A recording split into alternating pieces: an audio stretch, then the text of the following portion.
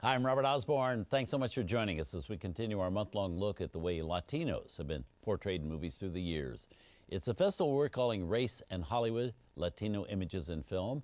And with me right now is the movie historian who helped program this festival for us, the author of this very informative book called Shot in America, Television, the State, and the Rise of Chicano Cinema. And that's Chon Noriega. Welcome back, Chon. Thank you, Robert. It's wonderful to be back. Good to have you back. Now, Chon has been my co-host throughout this festival, helping put all of the films into context of the time in which they were made. And for the next several hours, we're going to focus on movies which deal with social problems. And up first is a film made by Paramount Pictures in 1950 with one of my favorite actresses, Gail Russell. And the title of the film is The Lawless. Now, tell us what The Lawless is about.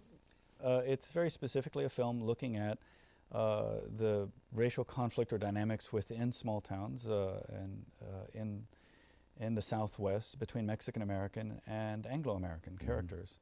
And you have a lot of American-Mexican actors in the film, but also you've got Gail Russell playing one of the leads, and she's playing a Mexican. Yeah, she plays Sunny Garcia, and she's clearly in brown face to kind of adapt her for the role. She did have very dark, beautiful looks to begin with, but they adapted that for this. Yeah. And Macdonald, Carey, good Macdonald, cast. Carey, and what's interesting is the film is structured around these two characters because one is the editor of the English language paper and the other is the editor of the Spanish language paper in town. And it's the relationship between them as well as their roles as journalists that help move the story forward. And in some sense, their relationship and the notion of the press that they represent, as opposed to the more sensationalistic press in the film, offer kind of a way out for the film in terms of how to respond to mob behavior. So this is another film right around the same period. It was interesting that so many movies from 49, 50, 51 in there were all taking on these social issues about different ethnic problems. Yeah, and it's this amazing moment because you do get a number of films clustered together dealing with Mexican-American, with Puerto Rican, with African-American issues that hadn't really been addressed before. Right.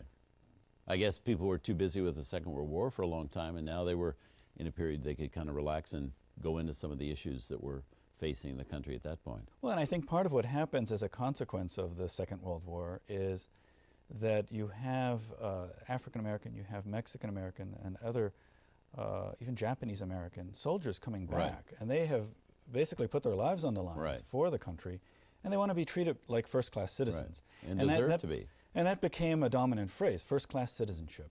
And it became the basis for a whole new generation of organizing and social advocacy. And I think that in some ways is taken up and reflected in some of these films. Yes. Well, let's have a look at this one. Here it is, a film, a TCM premiere for us, as a matter of fact, directed by Joseph Losey from Paramount in 1950, The Lawless. Good film, and one almost no one knows today, which is a pity. And I'm here with the man who wanted us to see it, Chon Noriega, my co-host for our festival about Latino Images in Film. Chon is an author and also a director of the UCLA Chicano Studies Research Center. Now, interesting movie. Let's talk a little about that riot scene in the movie. That was modeled on something that actually happened about that time, right? Yeah, it's fascinating because a month before they began shooting, there were two at Paul Robeson concerts. And he took the news photos that were released at that time and used them as a way of modeling the mob scenes in this film. So he's making a very direct connection to the things that are happening at that moment that are based on race in American culture. Right, interesting. We should also point out this movie was made on a very low budget at Paramount Pictures by Bill Pine and Bill Thomas, that were called the dollar bills because they didn't spend much money on their movies, but the movies made a lot of money. Yeah. And they, to get an audience for their low budget films, they took somewhat exploitive subject matter for the basis and everything like this. This is maybe one of the best films that they made, certainly the most enduring. And with Losey, you really get some very dynamic action scenes that add some weight to the drama, what they're trying to do. What's interesting is that the production code censors, when they saw the script, they said this is a damning portrayal of American society. And what they did is they pressured the filmmakers to add some more sympathetic white characters. They really wanted to try to balance it out because they thought it was too much of a critique. So it's kind of an interesting... Hurt the popularity of the film.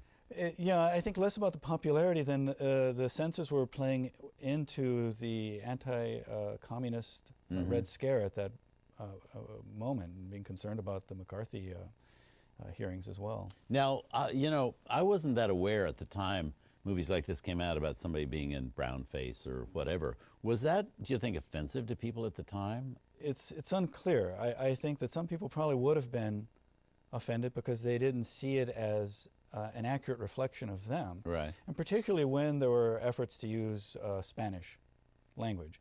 And even the production code censors would point this out in their review of the scripts. They said, you've got the language wrong. Right. There really wasn't a concern about any kind of accuracy at that level. It was more how you could use this community or this ethnic group as a setting for telling certain types of fairly conventional dramas. Right. Well, let's talk about now what's next. Up next, Chon and I are going to be back with a film starring Glenn Ford, Dorothy McGuire, John Hodiak, and Cady Hirado, a drama from MGM in 1955 about a young Mexican-American boy accused of murder.